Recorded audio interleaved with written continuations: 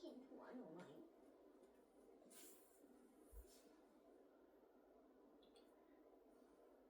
อะระหังสัมมาสัมพุทโธภควาพุทธังภควันตังอภิวาเทมิ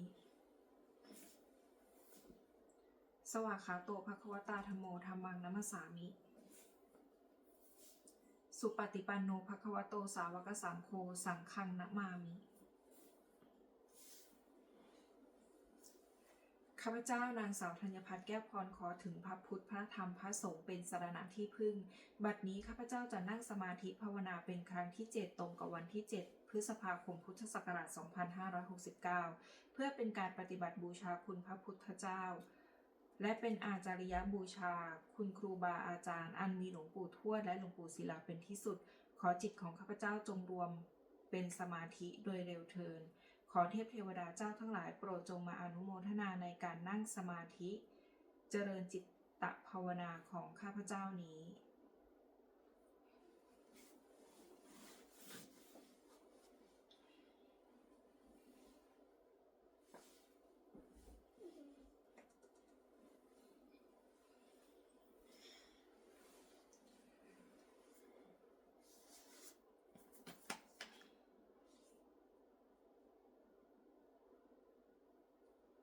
ขอนำเสนอธรรมะจากหลวงพ่อพุทธานิโยแห่งวัดป่าสารวันเรื่องอานาปานสติ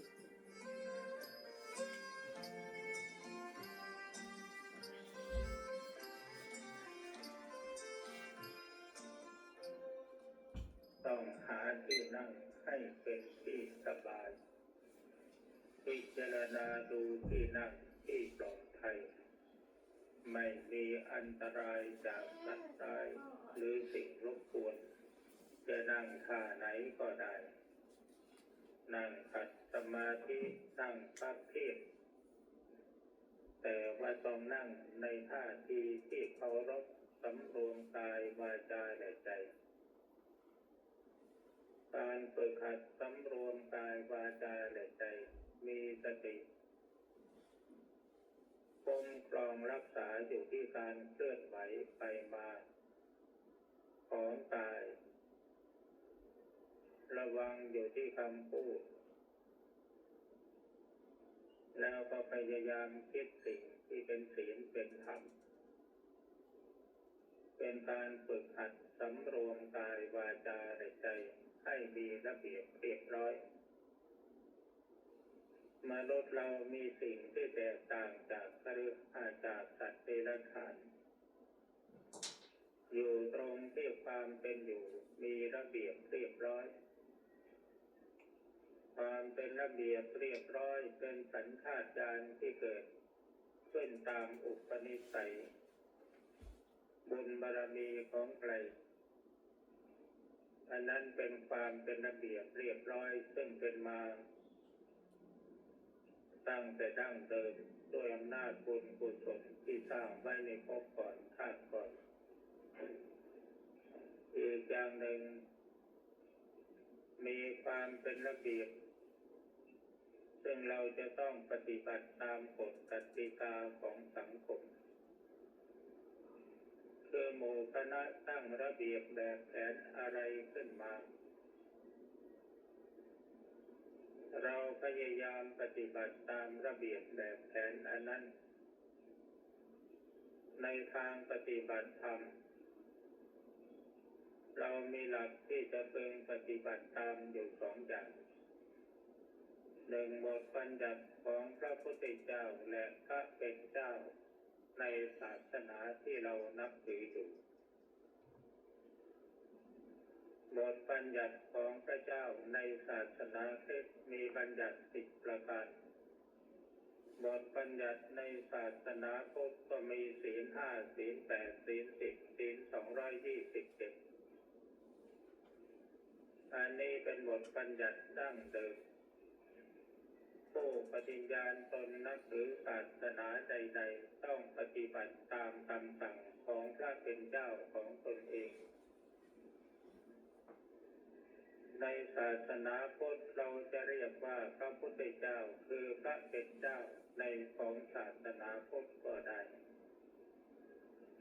พุทโธพระพุทธเจ้าพระพุทธเจ้าก็แปลว่าเป็นเจ้าแห่งผู้รู้หรือเป็นเจ้าแห่งผู้ตรัสรู้ดังนั้นเราจะเรียกพระพุทธเจ้าว่าพระเป็นเจ้าก็ไม่ผิดเพราะเป็นเจ้าแห่งธรรมะคำสอนและพระเจ้าในศาสนาอื่นๆเขาก็เรียกว่าพระเป็นเจ้าหรือพระเจ้าของเขาตามความนับถือทั้งศาสนาพุทธและศาสนาอื่นย่อมมีพระเจ้าหรือพระเป็นเจ้าพระพุทธเจ้าเป็นพระศาสดาของแต่ละศาสนาพระเจ้าก็ดีพระพุทธเจ้าก็ดีเป็นสิ่งยึดเป็นสรณะเป็นศาสดาของผู้นับถือหรือผู้ยกย่องว่าท่านเป็นศาสดาแต่ความจริงพระพุทธเจ้าหรือพระเป็นเจ้าเป็นชื่อของคุณธรรมคุณธรรมคือความดีอันบริสุทธิ์สะอาดเกิดขึ้นในจิตของท่านผู้นั้นยกตัวอย่างเช่นพระพุทธเจ้าของเราดังเดิมทีเดียวท่านชายสิทธัตถะไม่ใช่พระพุทธเจ้าก็เป็นท่านชายสิทธัตถะธรรมดา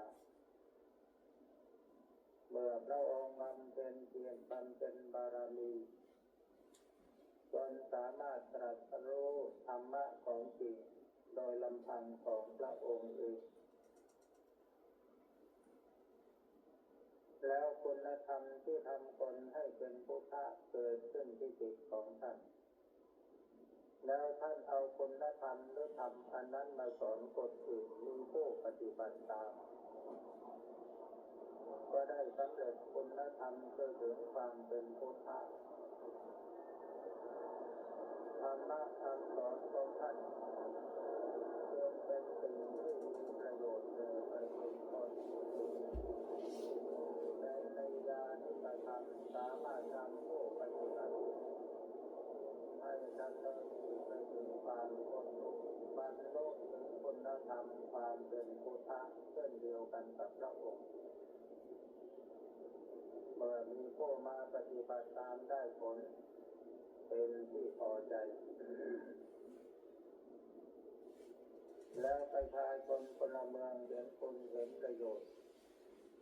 โดยอาศัยการเผยแพร่ของพระองค์อื่นบ้างของพระสาวกบ้างโดยที่พระองค์ส่งพระสาวกไปประกาศศาสนาครั้งแรกมีพระจำนวน60 รูปมีพระปัญญาพระปัญจวัคคีย์5 รูปประยศกับสหายของประยศอีก50 รูปแล้วก็รวมทั้งพระพุทธองค์ด้วยพระองค์ตรัสสั่งว่าดูก่อนภิกษุทั้งหลายพวกเธอจงไปในหมู่บ้านคามนิคมชนบทน้อยใหญ่ไปยังประชาชนผู้ยังไม่เกิดความเลื่อมใสให้เกิดศรัทธาความเลื่อมใสผู้ที่เลื่อมใสอยู่แล้วให้เกิดความเลื่อมใสยิ่งขึ้นพวกเธอจงไปทำประโยชน์อบรมสั่งสอนเขาให้รู้จักบาปบุญคุณโทษประโยชน์และไม่ใช่ประโยชน์สอนให้เขารู้จักวิธีการ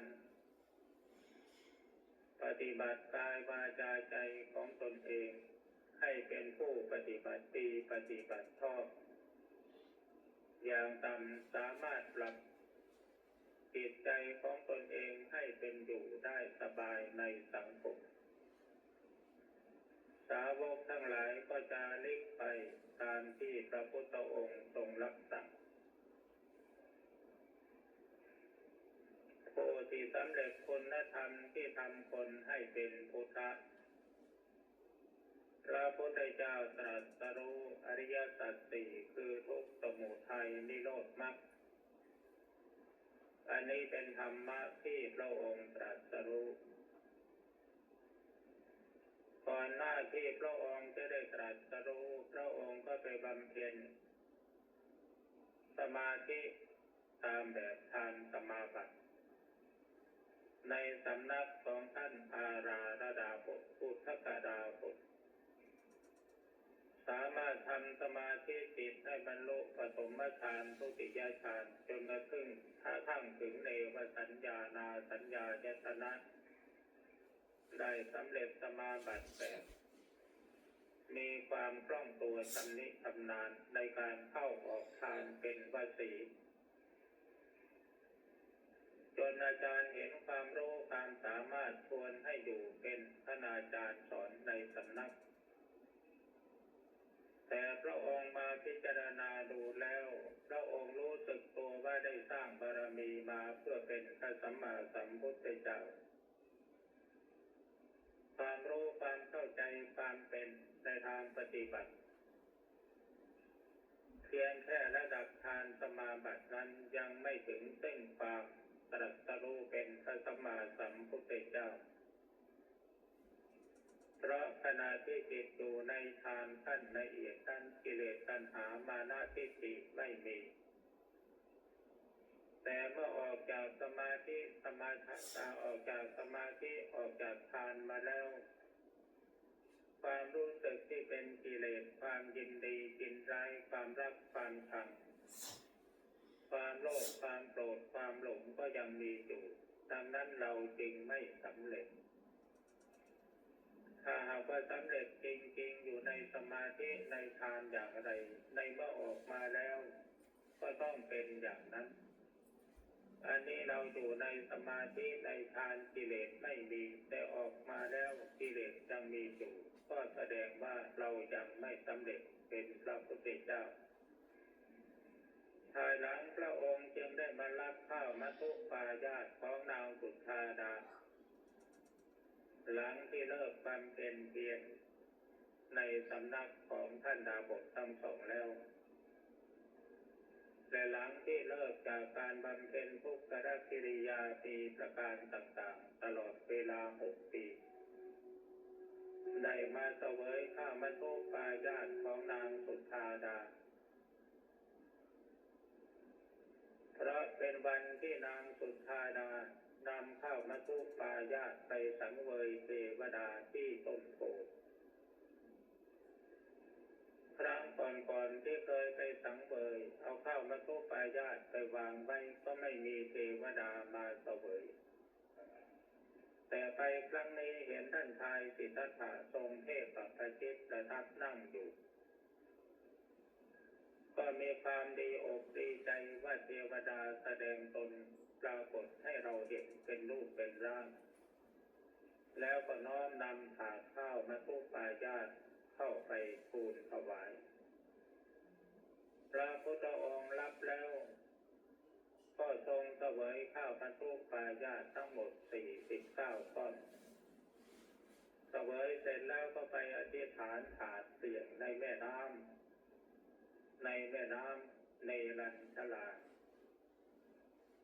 โดยอธิษฐานว่าถ้าเราจะสำเร็จเป็นพระพุทธเจ้าเองขอให้ถาดทองคำนี้จงไหลทวนกระแสน้ำขึ้นไปถ้าหากเราจะไม่สำเร็จก็ขอให้ไหลทวนไปตามไหลตามไปตามกระแสน้ำเมื่ออธิษฐานแล้วก็ปล่อยถาดลงไปถาดก็ไหลขึ้นทวนกระแสน้ำไปวนๆแล้วก็จมลงในท้องแม่น้ำจึงมีความมั่นใจว่าเราจะได้สำเร็จเป็นพระพุทธเจ้าอย่างแน่นอนและปัญหาที่สำคัญตรงที่ว่าพระองค์จะสำเร็จเป็นพระพุทธเจ้าได้อย่างไรอดีตารมณ์คืออารมณ์ในอดีตก็ผุดขึ้นมาเมื่อสมัยที่พระองค์ยังทรงพระเยาว์พระบิดาทรงทำพิธีแลกนาฝันพระที่เลี้ยงนางนมไปปลูกพระอู่ให้พระองค์บรรทมอยู่ใต้ต้นว่า ในขณะที่พระพี่เลี้ยงนางลมพากันเพลิดเพลินสนุกสนานอยู่กับพิธีแลกนาขวัญไม่ได้เอาใจใส่พระกุมารปล่อยให้พระกุมารกำบันทมอยู่ในพระอู่โดยลำพังพระองค์เดียวในขณะนั้นพระองค์ทรงกำหนดอานาปานุสติลมหายใจเข้าหายใจออกซึ่งเป็นไปตามวิสัยของพระพุทธเจ้าของพระโพธิสัตว์ก็ได้บรรลุปฐมฌานมีวิตกวิจารปีติสุขเอกัคตาเมื่อพระองค์มาระลึกถึงเรื่องอดีตที่ผ่านมาแล้วซึ่งไม่นานนักพระองค์ก็มีความเข้าใจว่าการที่เราจะปฏิบัติเพื่อให้บรรลุเป็นพระสัมมาสัมพุทธเจ้าได้นั้นเราต้องเรียนให้รู้ธรรมชาติและกฎของธรรมชาติ การหายใจเข้าหายใจออกเป็นธรรมชาติของร่างกายพระองค์ก็ตัดสินพระทัยกำหนดลมหายใจเข้าหายใจออกเอาลมหายใจเป็นอารมณ์ของสมาธิ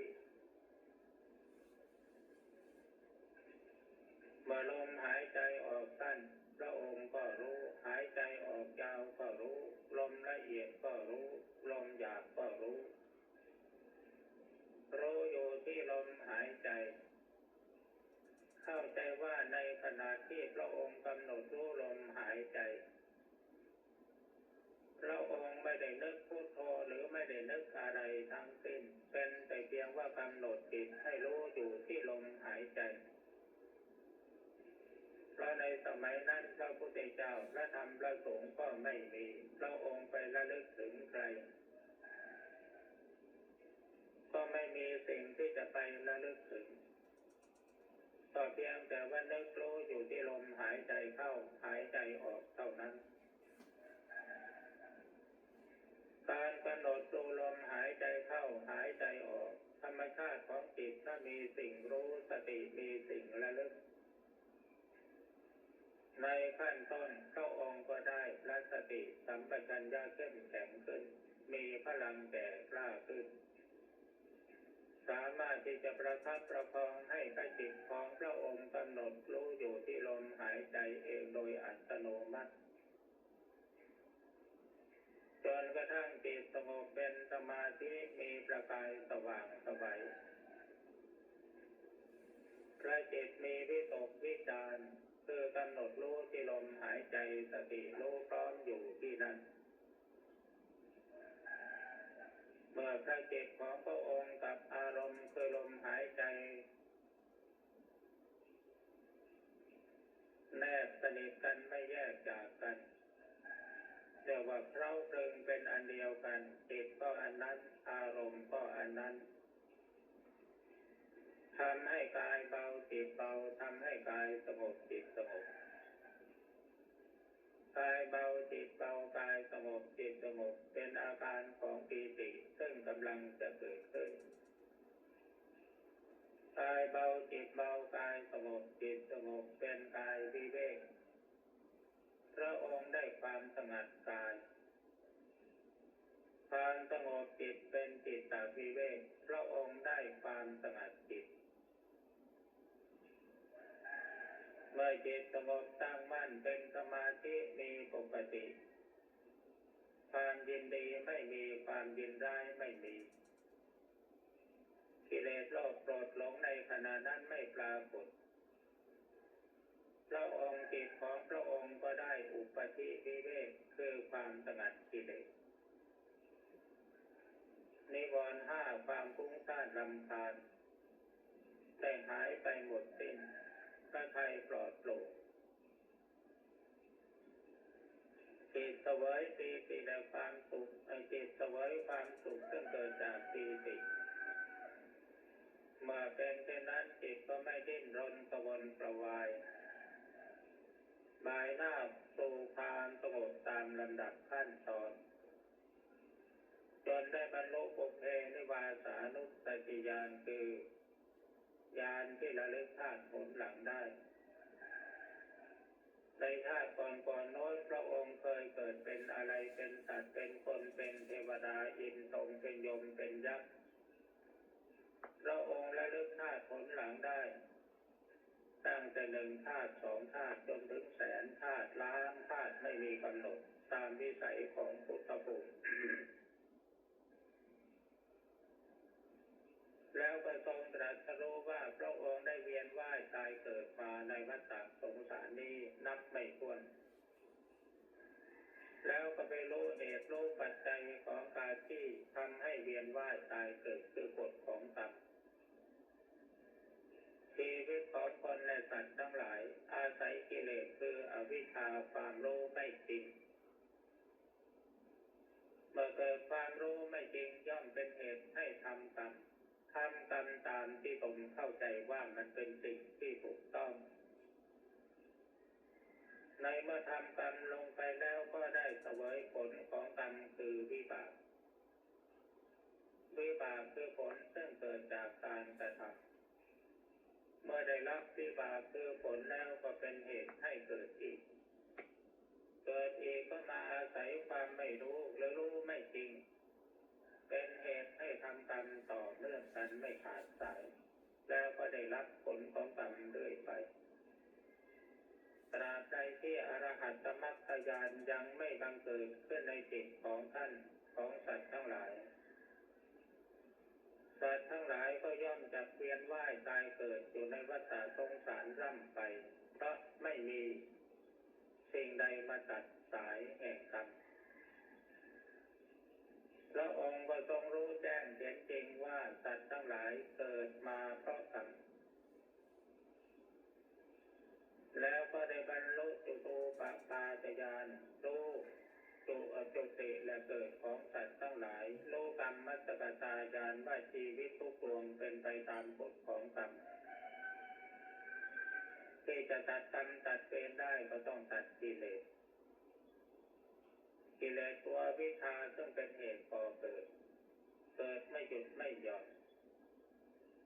ได้บรรลุปฐมฌานในปฐมญาณ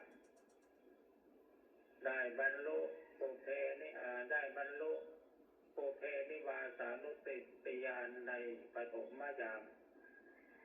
คือยามต้นคือตอนหัวค่ำนั่นเองได้บรรลุจุตูปปาตญาณและกรรมสกตาญาณในมัชฌิมญาณและได้บรรลุอาสวัคยญาณคือญาณที่รู้จักทำอาสวะให้สิ้นไป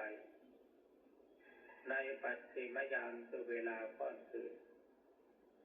แล้วพระองค์ก็ได้ตรัสรู้เป็นพระสัมมาสัมพุทธเจ้าพร้อมกับเวลาที่พระอาทิตย์อุทัยโผล่ขึ้นมายังส่องแสงยังโลกเป็นเอาว่าท่านชายสิทธัตถะได้สำเร็จเป็นพระสัมมาสัมพุทธเจ้าตามที่พระองค์ตั้งปณิธานปรารถนาสร้างบารมีมาหลายภพหลายชาติเพราะอาศัยเด็กน้อยตัวเล็กๆเท่านั้นเป็นครูสอนเด็กน้อยตัวเล็กๆนั้นคือใครก็คือพระองค์ท่านเมื่อยังทรงพระเยาว์ท่านผู้ฟังอาจจะสงสัยข้องใจว่าทำไมเด็กจะรู้จักปฏิบัติแล้วมาสอนผู้หลักผู้ใหญ่จนถึงขนาดให้สำเร็จเป็นพระพุทธเจ้าได้อันนั้นมันเป็นวิสัยของพระสัพพันยูผู้ที่บำเพ็ญบารมีเพื่อความเป็นพระพุทธเจ้านั้นสิ่งสำคัญที่สุดก็คือการบำเพ็ญสมาธิบำเพ็ญฌานซึ่งท่านได้บำเพ็ญมาหลายภพหลายชาติมันก็เป็นบารมีเป็นปรมัตถบารมี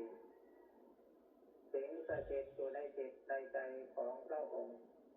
เด็กตัวเล็กๆรู้จักกำหนดลมหายใจทำสมาธิ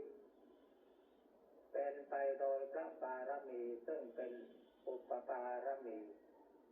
เป็นพุทธวิสัยซึ่งเป็นเองโดยอัตโนมัติ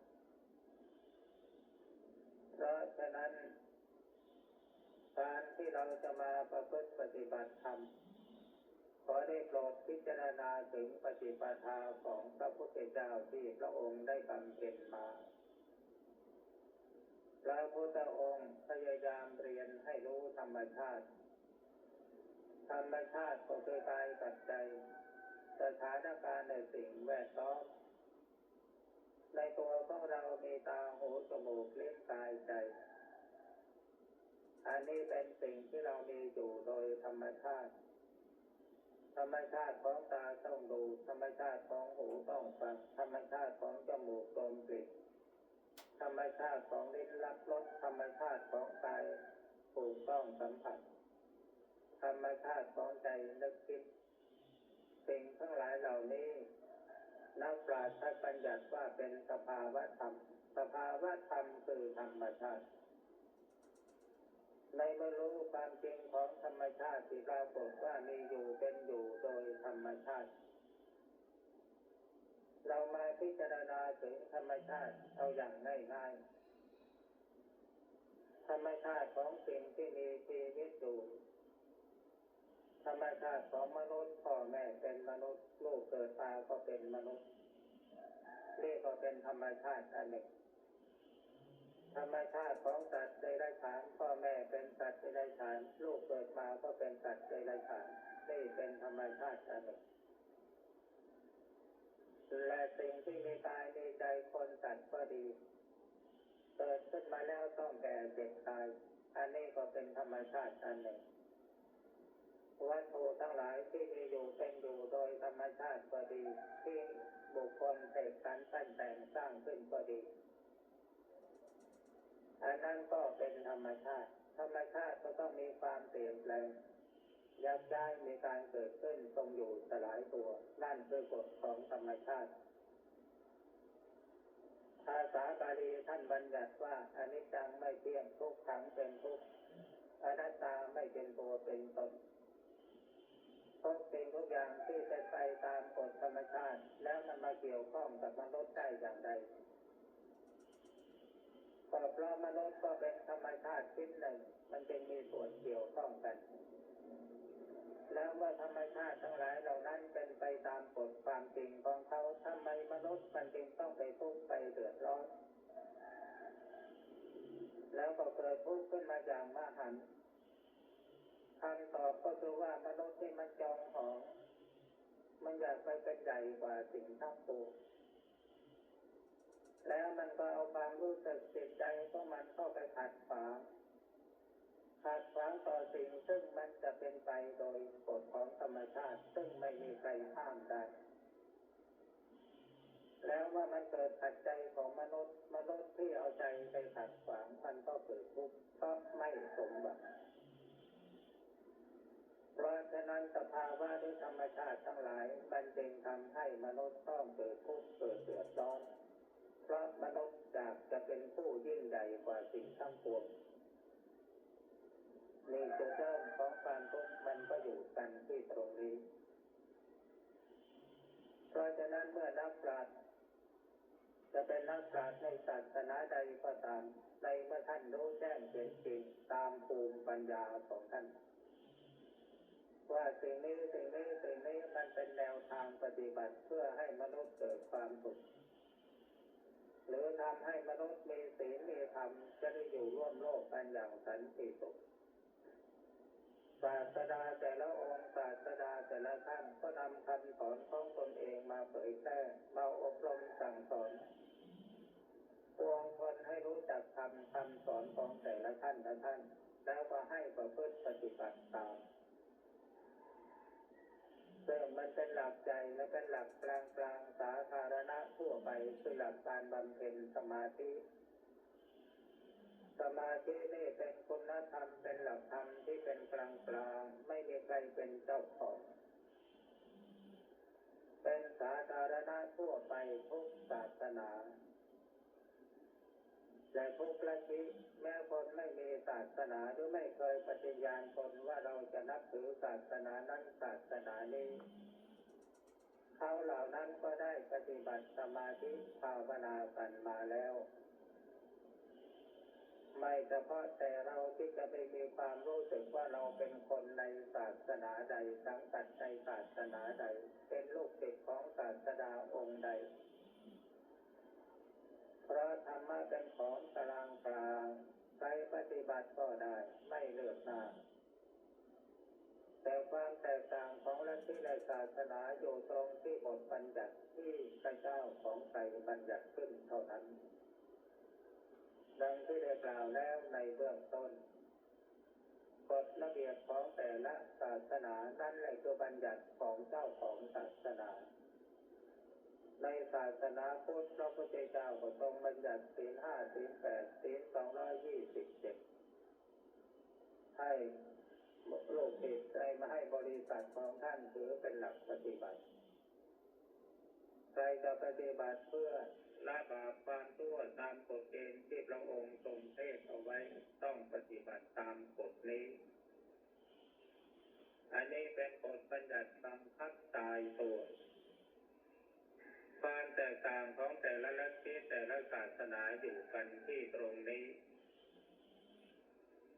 ทีนี้เรามาวกเข้าถึงหลักการปฏิบัติซึ่งเป็นเรื่องราวที่เราจะพูดคุยกันในวันนี้คือหลักแห่งสมถะและวิปัสสนากรรมฐานการปฏิบัติสมถะและวิปัสสนากรรมฐานก็เป็นหลักสาธารณะทั่วไปอีกนั่นแหละเพราะว่าธรรมะนั้นมันเป็นของกลางไม่ใช่ของไกลใครปฏิบัติก็เป็นของผู้นั้นไม่เลือกว่าใครจะอยู่ในศาสนาใดสังกัดเป็นบริษัทเป็นลูกศิษย์ของพระเจ้าองค์ใดปฏิบัติได้สม่ำเสมอกันหลักของการปฏิบัติก็คือว่าทำจิตให้มีอารมณ์สิ่งรู้ทำสติให้มีสิ่งระลึกตามคำพีที่นักปราชญ์ได้บัญญัติเอาไว้มีหัวข้อใหญ่ๆ2 ประการซึ่งเราเรียกว่ากรรมฐานกรรมฐานแปลว่าที่ตั้งของการงานหมายถึงการงานในทางจิตได้แก่การปฏิบัตินั่นเองแยกออกเป็น2 ประการคือสมถกรรมฐานและวิปัสสนากรรมฐานการปฏิบัติอันใดเนื่องด้วยบริกรรมภาวนาคือเพ่งคือท่องมนต์ซ้ำๆเอาไว้เพียงบทเดียวจะเป็นขับไล่ก็ได้ในหลักพระพุทธศาสนาตามหลักอนุสติ10พุทธานุสติธัมมานุสติสังฆานุสติเป็นต้นเมื่อผู้ปฏิบัติมาท่องบริกรรมภาวนาพุทโธพุทโธพุทโธพุทโธอยู่เป็นต้นหรือบริกรรมภาวนาอย่างอื่นคนละเทคนนอกจากศาสนาพุทธจะทำสมาธิภาวนาก็ท่องชื่อพระเจ้าของตนเองหรือจะนึกในใจว่าเยซูเยซูเยซูอยู่ในใจก็เป็นบริกรรมภาวนาสามารถที่จะทำจิตให้สงบตั้งมั่นเป็นสมาธิได้เพราะฉะนั้นหลักสมถะตามคำพีที่ท่านกล่าวเอาไว้มีถึง40 ประการในจำนวน40 ประการนี้ใครจะปฏิบัติอย่างใดอย่างหนึ่งจนกระทั่งทำจิตให้เป็นสมาธิได้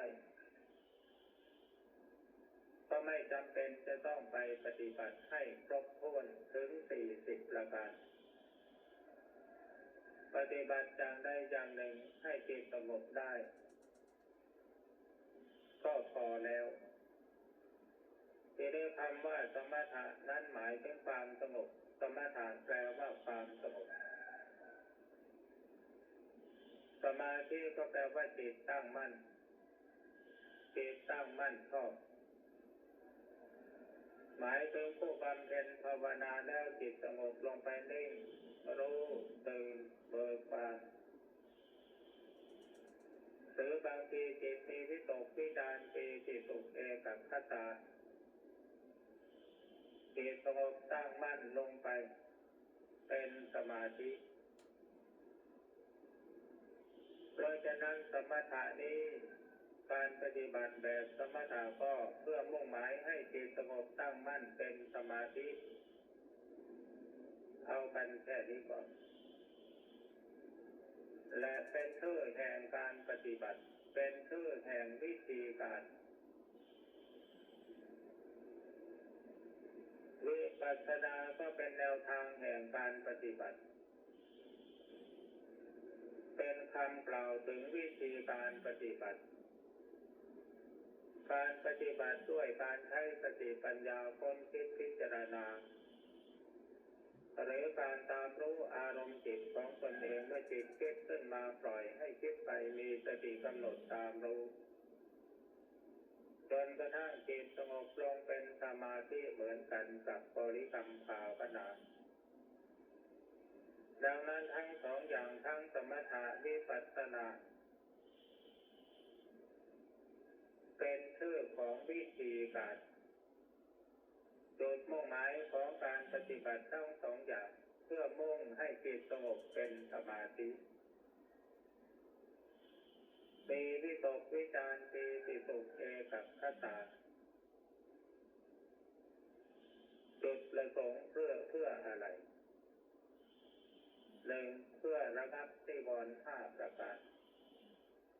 อันเป็นธรรมะอันเป็นธรรมที่เป็นฝ่ายอกุศลมาคอยกั้นกลางจิตไม่ให้บรรลุถึงคุณงามความดีคือสมาธิและกั้นกลางจิตไม่ให้เกิดสติปัญญารู้แจ้งเห็นจริงในธรรมตามความเป็นจริง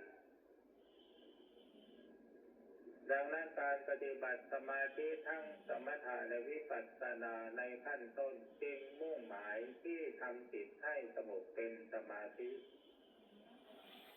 มีพลังงานพอที่จะขจัดนิวรณ์ห้าประการให้หายออกไปจากจิตชั่วขณะที่จิตอยู่ในสมาธิทั้งสองประการนี้มีจุดมุ่งดังที่กล่าวมาแล้วนั้นและทั้งสองประการนี้เมื่อปฏิบัติทำจิตให้สงบลงไปได้ความสงบนิ่งของจิตเป็นสมถะหรือเป็นสมาธิถ้าสงบนิ่งจนกระทั่งตัวหายมีแต่จิตดวงเดียวนิ่งใสสว่างอยู่ก็เป็นสมาธิเป็นสมถะบริกรรมภาวนาก็มีผลเกิดขึ้นอย่างนี้การใช้สติปัญญาค้นคิดพิจารณาสิ่งต่างๆหรือตามรู้อารมณ์จิตเมื่อผลเกิดขึ้นก็คือสมาธิจิตสงบนิ่งรู้ตื่นเบิกบานมีปีติมีความสุขมีความเป็นหนึ่งเหมือนกันกับบริกรรมภาวนาดังนั้นคำว่าสมถะก็ดีวิปัสสนาก็ดีจึงเป็นชื่อแห่งวิธีการดังนั้นขอให้ท่านผู้ฟังและนักปฏิบัติทั้งหลายพึงหายข้อข้องใจในแง่ที่ว่าภาวนาอย่างนี้แล้วจิตได้แต่สมถะไม่ถึงวิปัสสนาในทางปฏิบัติที่ได้หลักฐานเป็นที่พอใจในบางครั้งเรานึกว่าจะบริกรรมภาวนาเพียงแค่ให้จิตสงบมีปีติมีความสุขได้แค่นั้นก็จะเอาแล้วสำหรับวันนี้แต่เมื่อภาวนาบริกรรมภาวนาแล้วจิตสงบลงไปแทนที่มันจะไปสงบนิ่งอยู่แต่เสร็จแล้วพอสงบแล้วมันก็เกิดภูมิความรู้ขึ้นมาในแง่วิปัสสนาโดยจิตกำหนดรู้สภาวะธรรมไปเองโดยอัตโนมัติรั้งไม่อยู่แต่ในบางครั้งบางทีเราพิจารณาว่าจะให้มันเกิดวิปัสสนาพอพิจารณา ไม่เที่ยงเป็นทุกข์เป็นอนัตตาพอจิตสงบลงไปแล้วแทนที่มันจะเกิดปัญญาความรู้ฟุ้งขึ้นมาแต่มันกลับไปนิ่งเป็นสมถะอันนี้ถ้าใครภาวนาถึงขั้นแล้วจะต้องรู้จริงเห็นจริงในข้อนี้ดังนั้นพึงเข้าใจว่าวิธีการคือคำว่าสมถะวิปัสสนาเป็นแต่เพียงชื่อวิธีการเท่านั้นเราบริกรรมภาวนาจิตสงบนิ่งมีวิตกวิจารปีติสุขเอกัคตาจิตปล่อยวางวิตกวิจารมีแต่ปีติสุขเอกัคตาจิตปล่อยวางปีติมีแต่สุขเอกัคตาจิตปล่อยวางสุขมีแต่เอกัคตากับอุเบกขากายหายไปหมดแล้วยังเหลือแต่จิตดวงเดียวนิ่งใสสว่างอยู่จิตสงบเป็นสมาธิขั้นอัปปนาเป็นสมถะกรรมฐานสมถะกรรมฐานนี่มีปัญญาด้วยไหมมีวิปัสสนาด้วยไหมมีสิความสงบนิ่งของจิตเป็นสมาธิเป็นสมถะความรู้ว่านี่สมาธินี่สมถะนี่วิตกนี่วิจารนี่ปีตินี่ความสุขนี่ความเป็นหนึ่งนี่ฌานที่หนึ่งประกอบด้วยองค์มีวิตกวิจารปีติสุขเอกัคตานี่ฌานที่สองประกอบด้วยองค์มีปีติสุขเอกัคตานี่ฌานที่สามประกอบด้วยองค์มีสุขเอกัคตานี่ฌานที่สี่ประกอบด้วยเอกัคตากับอุเบกขาจิตนิ่งรู้ตื่นเบิกบานสว่างไสวความรู้อันนี้เรารู้แจ้งเห็นจริงหายสงสัยความรู้แจ้งเห็นจริงหายสงสัยนั่นแหละคือวิปัสสนาอย่าไปมัวข้องใจสงสัยถ้าหากว่าเราได้แต่เพียงว่าวิปัสสนึกสิ่งนี้เป็นอย่างนี้สิ่งนี้เป็นอย่างนี้ด้วยความตั้งใจคิดตั้งใจนึกแล้วตัดสินใจเอาเองอันนั้นมันเป็นแต่เพียงวิปัสสนึกวิปัสสนาที่โกนจิตโกนใจต้องก้าวไปโดยอัตโนมัติทีนี้วิปัสสนาที่มันบังเกิดขึ้นได้นั้นมันเป็นไปเองสมาธิก็ไม่ใช่เรื่องที่เราจะไปบังคับสมถะก็ไม่ใช่เรื่องที่เราจะไปแต่งอัปปนาก็ไม่ใช่เรื่องที่เราจะไปแต่งปฐมฌานทุติยฌานจะสุดตติยฌานจะสุดฌานถึงสมาบัติ8ก็ไม่ใช่เรื่องที่เราจะไปตั้งใจตกแต่งให้จิตของเราเป็นไปอย่างนั้นแต่อาศัยพื้นฐานเดิมที่เราทำจิตให้มีสิ่งรู้สติให้มีสิ่งระลึกแล้วก็บำเพ็ญเพียรภาวนาถ้าสิ่งใดเกี่ยวเนื่องด้วยบริกรรมภาวนาก็ท่องบริกรรมภาวนาไปจนกว่าสมาธิมันจะเกิดถ้าสิ่งใดที่เนื่องด้วยอารมณ์ที่เรากำหนดรู้เฉยๆเช่นลมหายใจเป็นต้นก็กำหนดดูไปจนกว่าสมาธิมันจะเกิดขึ้นเองอารมณ์จิตอันใดมันเป็นความคิดที่เกิดขึ้นดับไปเรากำหนดดูมันจนกระทั่งจิตสงบเป็นสมาธิซึ่งมันจะเป็นไปเองทีนี้เมื่อสมาธิเกิดขึ้นมาแล้วจิตของเราจะไปบรรลุฌานขั้นไหนอย่างไรถึงแค่ไหนมันปฏิวัติตัวไปเองโดยอัตโนมัติเพราะฉะนั้นในเมื่อสมาธิจิตบังเกิดขึ้นแล้วจิตจะปฏิวัติตัวไปเองโดยอัตโนมัติถ้าสมาธิอันใดฌานอันใดที่เราน้อมจิตน้อมใจตกแต่งให้มันเป็นไปอย่างนั้นอย่างนั้นอย่างนั้นอย่างนั้นมันก็เป็นแต่เพียงวิปัสสนึกคือนึกเอาสิ่งที่เรานึกเอาเราแต่งเอานี่บางทีมันก็ผิดบางทีมันก็ถูก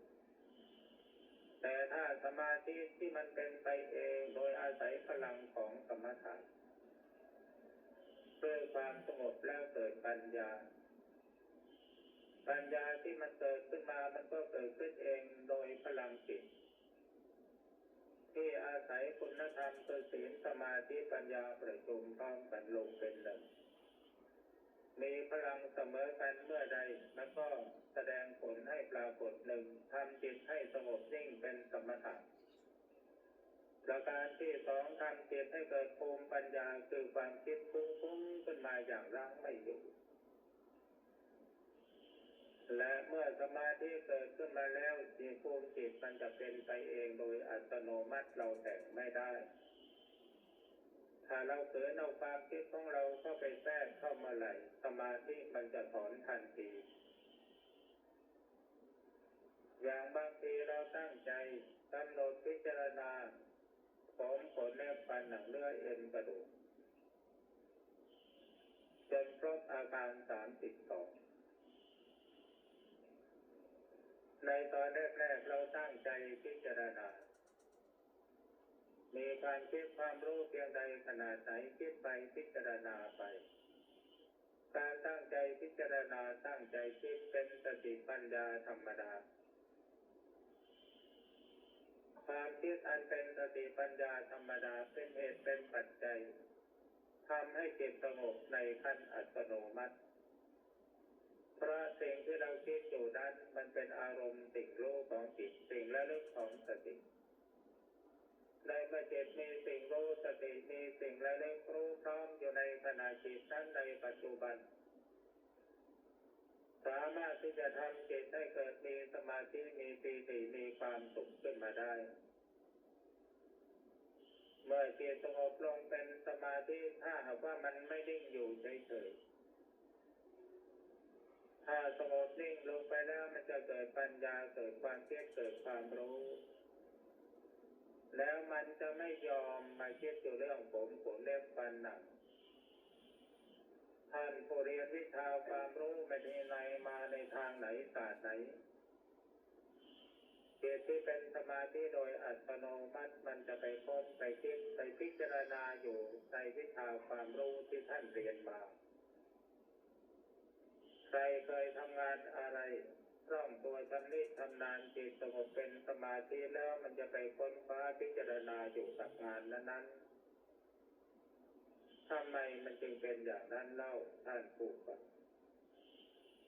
เพราะโดยวิสัยสัญชาตญาณของมนุษย์หรือของใครก็ตามสิ่งใดที่มันคล่องตัวอยู่เป็นนิจเป็นประจำในเมื่อจิตถึงซึ่งความเป็นเองแล้วมันจะวิ่งเข้าไปสู่หลักธรรมชาติของมันเคยปรุงเคยแต่งเคยรักเคยชอบเคยอะไรอย่างไรมันก็จะไปปรุงไปแต่งสิ่งเหล่านั้นแหละขึ้นมาทีนี้เมื่อสิ่งเหล่านั้นมันเกิดขึ้นมาแล้วผู้ปฏิบัติควรจะทำอย่างไรถือว่าสิ่งนั้นเป็นอารมณ์สิ่งรู้ของจิตกำหนดสติตามรู้ทันจิตมันจะปรุงแต่งไปถึงคนรักคนชอบคนเกลียดคนชังเรื่องงานเรื่องการอะไรต่างๆที่ปาฐะก็ปล่อยให้มันปรุงมันแต่งไปหน้าที่ของเราเพียงแต่กำหนดสติตามรู้ตั้งใจรู้หรือจะรู้อยู่ในทีถ้าเราไปตั้งใจว่าเราจะกำหนดรู้สภาพจิตมันเปลี่ยนแล้วสมาธิจะถอนทันทีสิ่งที่กำลังรู้อยู่นั้นมันจะหายไปถ้าว่าท่านผู้ใดประคองจิตให้อยู่ในลักษณะเฉยๆรู้อยู่ในทีโดยไม่ให้มีความตั้งใจหรือความเปลี่ยนแปลงความรู้สึกเกิดขึ้นแล้วสติสัมปชัญญะมันจะวิ่งตามความคิดความรู้ไปเองโดยอัตโนมัติเมื่อมีสติสัมปชัญญะแก่กล้าขึ้นกำหนดตามรู้อารมณ์จิตที่มันปรุงมันแต่งขึ้นในเรื่องที่มันคิดขึ้นมาซึ่งเป็นเรื่องอะไรก็ได้ตัวคิดก็คิดไปตัวรู้ก็รู้ไปตัวคอยควบคุมคือสติก็ควบคุมไปเองโดยอัตโนมัติในตอนแรกเราจะมองเห็นจิตของเรานี่มันเป็นสองมิติตัวคิดก็คิดไปตัวตามรู้ แล้วในที่สุดมิติหนึ่งมันจะปรากฏขึ้นในท่ามกลางของกายภายในจิตในกายของเรานี่จะรู้สึกว่ามีสิ่งหนึ่งนิ่งเด่นอยู่แต่ตัวคิดก็คิดอยู่ตัวตามรู้ก็ตามรู้อยู่มันเป็นสามมิติในลักษณะอย่างนี้เรียกว่าจิตอารมณ์จิตผู้ทำงานจิตผู้รับผลงานมันแยกกันออกเป็นคนละส่วนสองตัวที่มันกำหนดตามรู้ไล่กันไปอยู่นั่นเป็นตัวทำงานตัวที่มานิ่งอยู่เฉยๆเป็นตัวจิตใต้สำนึกคอยเก็บผลงานสองตัวที่ทำงานอยู่นั่นมันออกไปจากตัวนิ่งส่งกระแสออกไปทำงานแต่ทำงานอย่างไม่มีความยึดมั่นถือมั่นจิตกับอารมณ์แยกกันออกได้โดยเด็ดขาดเราจะรู้ชัดว่านี่ตัวจิตนี่ตัวสตินี่ตัวอารมณ์เราจะรู้กันชัดเจนในพวกนี้แล้วการปฏิบัติของเราก็จะได้ผลรู้แจ้งเห็นจริงลงไปว่านี่จิตแท้จิตดั้งเดิมนี่อารมณ์ของจิตนี่เจตสิกธรรมคือตัวสติคอยควบคุมจิตซึ่งโดยปกติแล้วจิตของเรานี่สักแต่ว่ารู้สึกรู้นึกรู้คิดไม่รู้จักดีไม่รู้จักชั่วไม่รู้จักอะไรผิดไม่รู้จักอะไรถูกแต่เมื่อมีสติสัมปชัญญะมาคอยควบคุมจึงจะรู้สึกผิดชอบชั่วดีดังนั้นการปฏิบัติสมถะก็ดีวิปัสสนาก็ดีจุดมุ่งหมายก็เพื่อยังจิตให้เกิดมีสมาธิมีสติปัญญารู้แจ้งเห็นจริงในธรรมตามความเป็นจริงเพื่อเป็นเหตุเป็นปัจจัยให้กิเลสมันหมดไปหรือเบาบางลงที่เราหลงยึดมั่นถือมั่นในสิ่งต่างๆอยู่ในโลกนี้เพราะว่าสติของเรายังอ่อนปัญญาของเราจึงไม่ปราดเปรื่องเพราะฉะนั้นการบำเพ็ญสมาธิภาวนานี่นอกจากที่จะทำให้จิตมีสมาธิมีปัญญารู้แจ้งเห็นจริงในธรรมตามความเป็นจริงแต่จุดมุ่งหมายของผลการปฏิบัติอยู่ที่ตัวสติในเมื่อเรามีสติสัมปชัญญะสมบูรณ์ชื่อว่าเป็นผู้ไม่ประมาท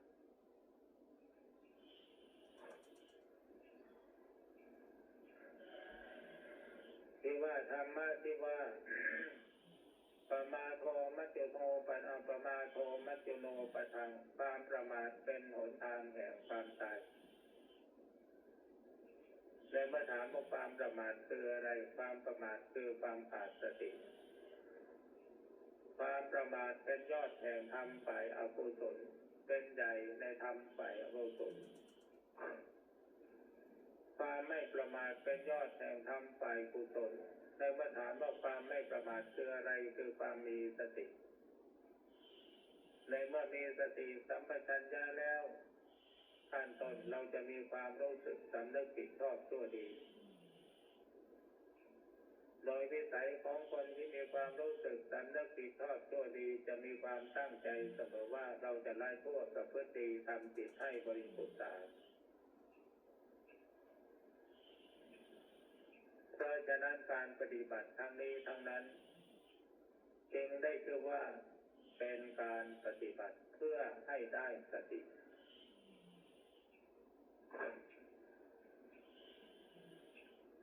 ในฐานะที่เวลานี้เราทั้งหลายมานั่งเรียนธรรมปฏิบัติธรรมอยู่ในวัดในสายของท่านอาจารย์เสาอาจารย์มั่น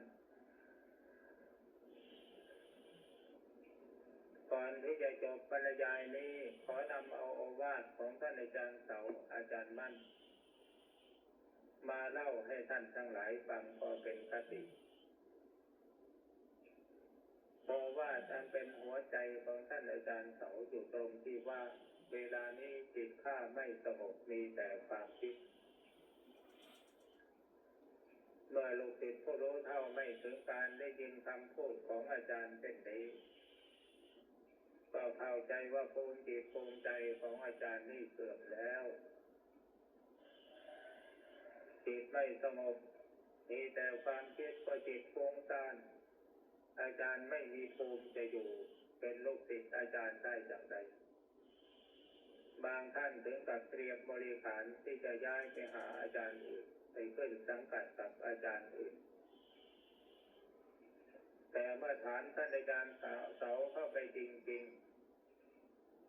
ๆว่าเมื่อจิตมันมีแต่ความคิด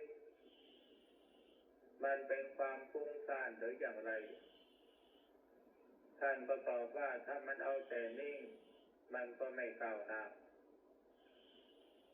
ในเมื่อมาพิจารณาถึงโอวาทของท่านอาจารย์เสาในข้อนี้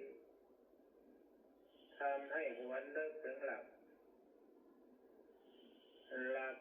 อันเป็นคำสอนที่พระพุทธเจ้าทรงประทานไว้คือศีลสมาธิปัญญามีภาษิตที่กล่าวไว้ว่าศีลปริภาวิโตสมาธิมหัพพโลโหติมหานิสังโตสมาธิปริภาวิตาปัญญามหัพพลาโหติมหานิสังสาปัญญาปริภาวิตังจิตตังสัมมะเทวะอาสเวหิวิมุตติศีลอบรมสมาธิสมาธิอบรมปัญญาปัญญาอบรมจิตศีลบริสุทธิ์สะอาดดีเป็นคุณธรรมประกันความปลอดภัยของผู้บำเพ็ญสมาธิสมาธิที่มีศีลเป็นเครื่องประกันความปลอดภัยเมื่อเกิดขึ้นแล้วย่อมทำให้เกิดปัญญาเมื่อปัญญาเกิดขึ้นแล้วจะรู้ว่าอะไรผิดอะไรถูกอาศัยศีลเป็นเครื่องตัดสินสิ่งใดไม่ผิดศีลสิ่งนั้นก็เป็นการถูกต้องทีนี้ปัญญาก็คืออะไรปัญญาก็คือความคิดความรู้ที่เกิดผุดขึ้นในสมาธิความคิดความรู้ที่เกิดขึ้นในสมาธิถ้าสติตามรู้ไม่ทันเป็นความฟุ้งซ่านแต่ถ้าสติมีพลังเข้มแข็งสามารถกำหนดตามรู้ทันอยู่ทุกขณะจิตเป็นปัญญาในสมาธิเรียกว่าภาวนามยปัญญาเมื่อผู้ภาวนามีปัญญาเกิดขึ้นในสมาธิเขาย่อมมีสติกำหนดรู้อารมณ์จิตหรือความรู้ที่เกิดดับอยู่ทุกขณะจิตอารมณ์ที่เกิดดับอยู่ทุกขณะจิตนั้นเป็นอารมณ์สิ่งรู้ของจิตเป็นสิ่งระลึกของสติ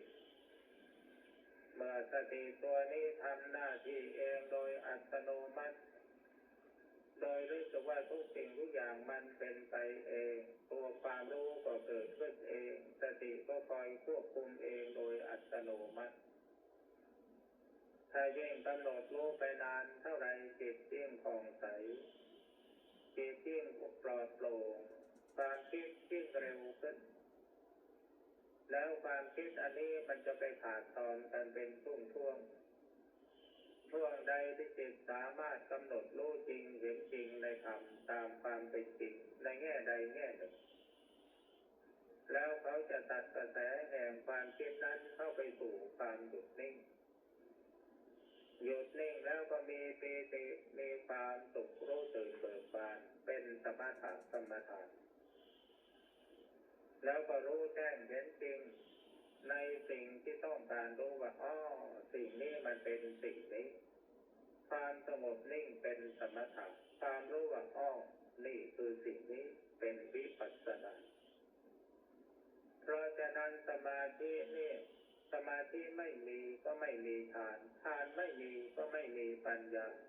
ไม่มีวิปัสสนาไม่มีก็ไม่มีวิชาความรู้แจ้งเห็นจริงเมื่อไม่รู้แจ้งเห็นจริงจิตไม่ปล่อยวางความหลุดพ้นก็ไม่มีมันเป็นคุณธรรมต่อเนื่องกันไปอย่างนี้ อันนี้เป็นโอวาทของท่านอาจารย์เสาส่วนโอวาทของท่านอาจารย์มั่นนั้นขีติโพตังถ้าท่านผู้ใดได้อ่านหนังสือมุตโตไทยก็จะจำได้ขีติโพตังนี่เป็นโอวาทของท่านอาจารย์มั่นความหมายของคำว่าขีติโพตังนี่หมายความว่าอย่างไรขีติแปลว่าความตั้งมั่นนิ่งเด่นของจิตหมายถึงจิตที่มีสมาธิรู้ตื่นเบิกบานอันนี้เป็นขีติโพตังคือจิตนิ่งตั้งมั่นเป็นขีติคือจิตนิ่งตั้งมั่นส่วนโพตังหมายถึงสิ่งที่เป็นไปตามธรรมชาติหมายถึงธรรมารมณ์ที่เกิดดับอยู่ในจิตอันนั้นเป็นโพตังคือสิ่งที่เป็นไปโดยธรรมชาติในพระสูตรซึ่งเป็นสิ่งรับรองธรรมติตตาธรรมนิยามตาธรรมติตตาเพราะความตั้งมั่นแห่งจิตธรรมนิยามตาเพราะความเป็นไปตามนิยามของสภาวะธรรมซึ่งมีกฎเป็นไปอย่างนั้นอันนี้เป็นโอวาทของท่านอาจารย์มั่นถ้าว่าเราตั้งใจบำเพ็ญสมาธิภาวนาทั้งสมถะและวิปัสสนาควบคู่กันไป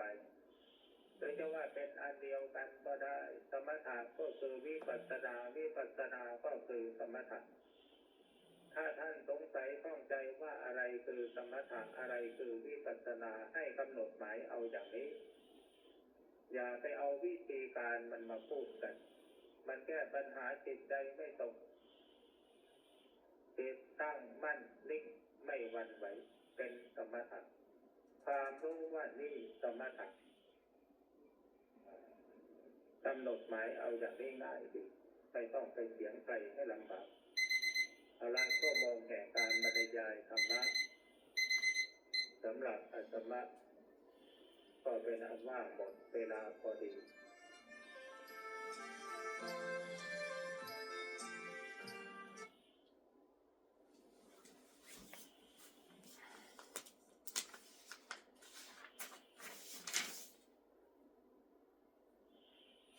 อาหังสุขิโตโหมิขอให้ข้าพเจ้ามีความสุขอาหังนินทุโขโหมิบทแผ่เมตตาให้ตนเองอาหังสุขิโตโหมิขอให้ข้าพเจ้ามีความสุขอาหังนินทุโขโหมิขอให้ข้าพเจ้าปราศจากความทุกข์อาหังอเวโรโหมิขอให้ข้าพเจ้าปราศจากเวรอาหังอภยาปโชโหมิขอให้ข้าพเจ้าปราศจากอุปสรรคอันตรายทั้งปวงสุขีอัตตานังปริหารามิขอให้ข้าพเจ้ามีความสุขกายสุขใจรักษาตนให้พ้นจากทุกภัยทั้งสิ้นเทอญบทสวดแผ่เมตตาให้สรรพสัตว์ทั้งหลายสัพเพสัตตาสัตว์ทั้งหลายที่เป็นเพื่อนทุกข์เกิดแก่เจ็บตายด้วยกันทั้งหมดทั้งสิ้นอาเวราโหตุจงเป็นสุขเถิดอย่าได้มีเวรแก่กันและกันเลยอภยาประชาโหตุจงเป็นสุขเถิดอย่าได้เบียดเบียนซึ่งกันและกันเลยอนีคาโหตุจงเป็นสุขเถิดอย่าได้มีความทุกข์กายทุกใจเลยสุขีอัตตานังปริหารันตุจงมีความสุขกายสุขใจรักษาตนให้พ้นจากทุกภัยทั้งสิ้นเทินบทแผ่เมตตาอุทิศสัพเพสัตตาสัทธาโหตุอาเวราสุขชีวิโนขอให้สัตว์ทั้งหลายอย่าได้มีเวรแก่กันและกันเลยจงเป็นผู้ดำรงชีพอยู่เป็นสุขทุกเมื่อเทินกตังปุญญพลังไมหังสัพเพภาคีพระวันตุเตขอให้สัตว์ทั้งหลายจงเสวยผลบุญที่ข้าพเจ้าได้บำเพ็ญด้วยกายวาจาใจแล้วนั้นเทิน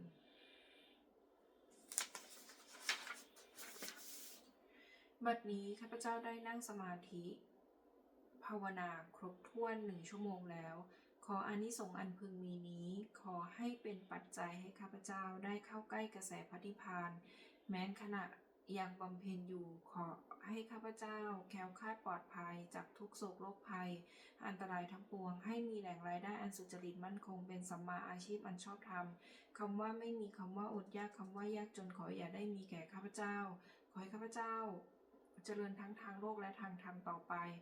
และขอถวายอานิสงส์จากการปฏิบัติภาวนานี้แด่องค์หลวงปู่ทวดและองค์หลวงปู่ศิลาขอให้องค์หลวงปู่ศิลามีธาตุขันธ์แข็งแรงอยู่เป็นที่พึ่งแก่ปวงข้าพเจ้าไปอีกนานๆ อีกทั้งขอเทพเทวดาทั้งหลายผู้ได้อนุโมทนาสาธุการในบุญกุศลนี้โปรดประสิทธิประสาทพรน้อมส่งอ